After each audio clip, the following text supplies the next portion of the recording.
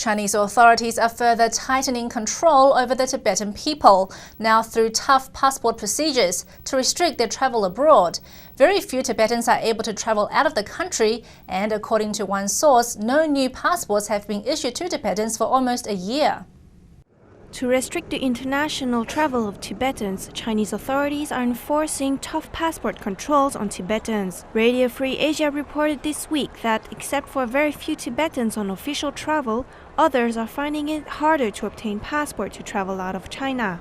This is seen as the Chinese regime further tightening control over Tibetans, particularly after a wave of Tibetan self-immolations protests against Chinese rule. The new travel regulations were put in place in April 2012 after many Tibetans traveled to India to attend a religious gathering presided over by the Dalai Lama. RFA's Tibetan sources say no new passports have been issued since March of last year. The few who obtained a passport had to write a promise not to get involved in activities that are, quote, illegal or harmful to the nation while they're abroad.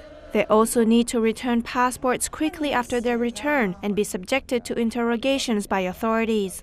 According to RFA, Tibetans go through a more complicated procedure to obtain passports than ordinary Chinese, and the requirements actually contradict Chinese law. Last year, Tibetans who already had passports had to turn them in because Chinese authorities had implemented a new electronic system, but no new ones were given to the Tibetans afterwards.